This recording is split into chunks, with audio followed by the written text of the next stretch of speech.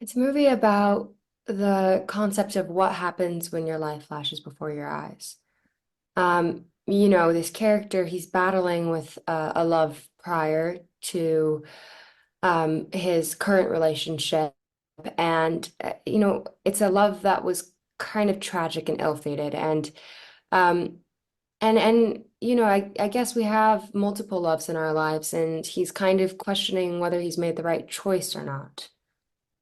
So when you got the script and kind of reading it, for the first time, you must have had quite a few questions to ask the director Howard about it. What sort of thing did you want? Were you talking to him about when you initially read it?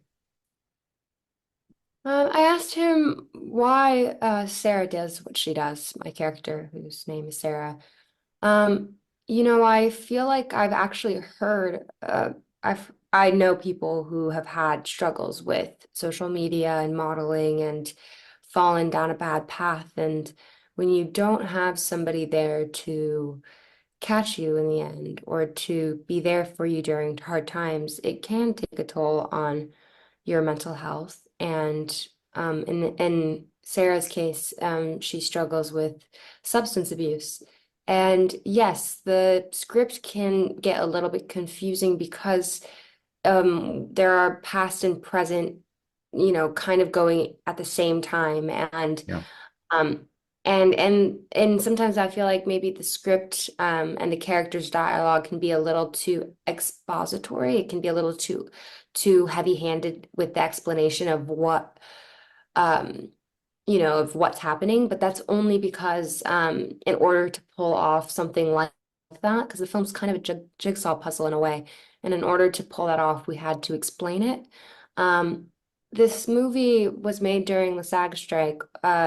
And the only way it was able to get its SAG interim agreement was because it was a low budget indie movie, and we filmed it in LA, which was good because during that time a lot of people weren't working, and it was just nice to have work. And I feel like we were able to get a lot of really talented crew a part of this and cast because there wasn't a lot going on for actors at that time. now, Kaylee, you play the Sarah, as you say, who is a model, and you've been a model yourself, and I believe you still do that. But there's a quite a few couple of unsavory, and can't even say it, a couple of unsavory characters in the film, particularly in the first scene where you see you on a shoot. There's the photographer played by Simon Ken, and there's Christopher Malaki, who is a like an agent, I think. Is How close to reality is that? Was that your experience in your sort of modeling days? Well, those actors who were playing those roles were actually very nice, and when we weren't rolling, they were very considerate and respectable. Um, but yes, I have had experiences like that before. I've had really bad experiences modeling, and I always thought that if I had an agent, because I was working as a freelance like kind of model because I'm not really a model, but I was told when I moved out here. I was born in LA, but I moved back when I was 17. And I was told that in order for me to become an actress, I needed an Instagram, which I don't think is true. And I would never give that advice to someone, but I was so young, I thought that that was true. And yes, I can make money on Instagram, and but I'm not an influencer, and I think that it can really take a part of your soul, Yeah, that it has had a bad impact on my mental health. It's never healthy for you to have so many people's unfiltered opinions being thrown at you, and yeah, sometimes they can be bullies, and especially men online, when they know that there's no repercussion because I can't see them, we're not face to face, that they can just say anything. And they can also be very flattering, but both of those can really inflate and hurt your ego in ways that are not healthy. Um, but I have had experiences with photographers even who just were so disrespectful. They just want to get your clothes off, and they don't really see you as a person, but as like a as an object. yeah. You're really objectified in the job. And I always thought that having a modeling agency would help that, and I think it does. But I've also have friends, really good friends that are models, and it doesn't always protect you from those kinds of things. And sometimes I've even had friends who model and they've said that they've had experiences like that and their agency had gotten mad at them for not handling the situation better themselves.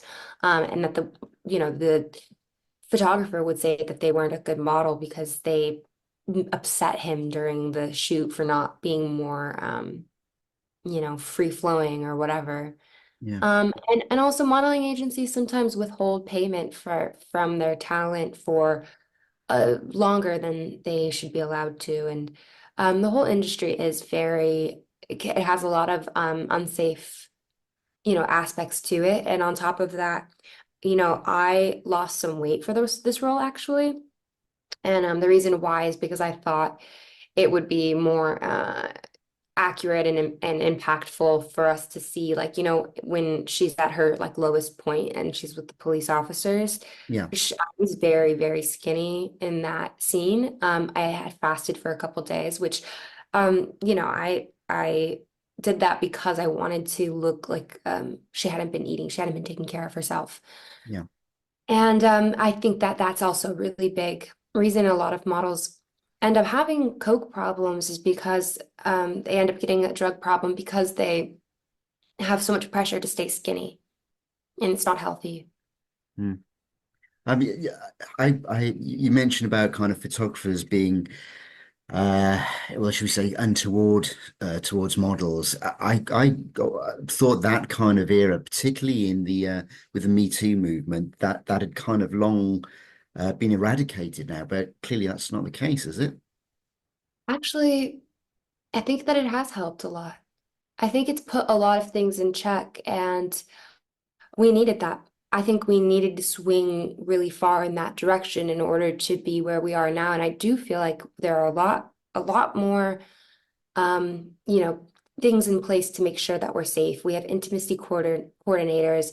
We have more females, female photographers, and we have more female directors, and we have more people just aware of like, okay, is this person being taken care of? Are they safe? And people are just looking out for each other more. So I actually, while I have had experiences that were bad, I have so many friends that are photographers, male and female, that are just such lovely people and who just want to make art and really are so inspired by, getting behind a camera and creating. So I'm really glad that we have had that movement because it does allow people to have a voice who felt like they couldn't, and I think things have changed. So onto something a little bit lighter now. There, when we kind of see you initially, there are several scenes in this which see you knitting. Now, you rarely see that kind of thing on film. So, is that a skill you had to learn, or is that something that you do naturally to relax, or what? So when I was drawing inspiration for this character, I had a lot of different people I had in mind. And yeah, I think that this character, giving her that, it was Howard's idea and it was written in the script. And he wrote the script. And I think it adds so many layers to Sarah because on one part aspect, you could see her just being like this beautiful person who's so compassionate and likes to knit and live on a farm.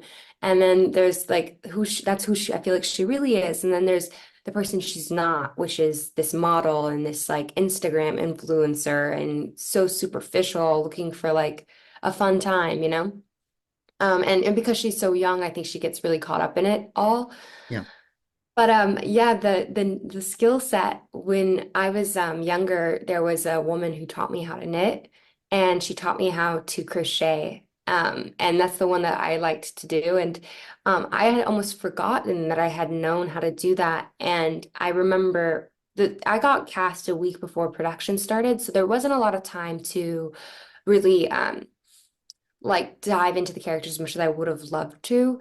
But I remember getting there on my first day, and there were some knitting needles and a crochet needle and yarn. And I was picking it up before we started filming, and then it just started coming back to me. And I just was like, oh my God, I forgot that I knew how to do this. And I didn't look it up on YouTube or anything. And then after that first day, I went home and I learned how to knit on top of that. And I bought so much yarn. I bought so much yarn and I was doing it at home and I was just doing it all the time. And then I had gotten so much, like they had a crocheted scarf that I was going to use that was already a prop. I had just knitted him a scarf. And then Right. I knitted a blanket. I fully crocheted a blanket that I ultimately ended up giving to my boyfriend's mom. And now she has it in her house in Cape Cod. I gave it to her as a Christmas present. And yeah, I made a whole blanket. And then we were like, should we just put this in the movie? Like, should we just, it's the red one where at the end where Oh, I'm, right. Okay. So, and so we're not going to see a Caylee Cowan knitwear range anytime soon, are we?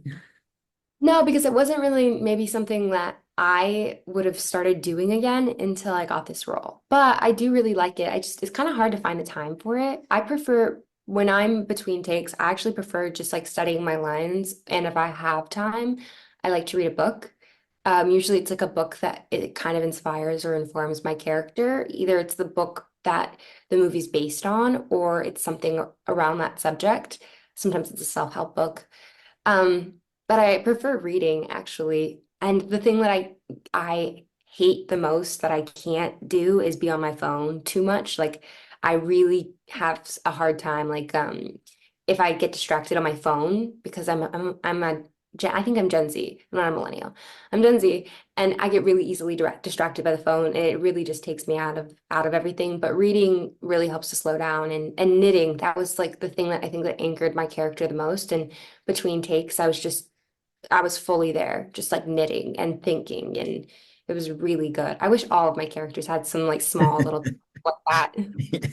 So then finally then, and this is something we will ask so many of actors and directors as well.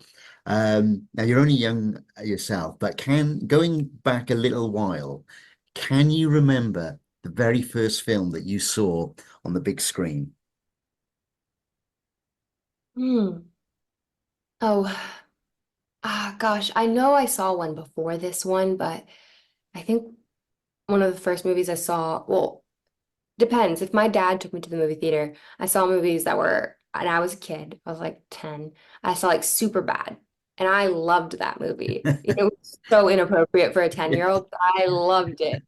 I think I saw it 3 times because I used to sneak in. This is really bad, but my first job was actually a movie theater. I snuck into the movies during summer, and I would just like see 3 movies.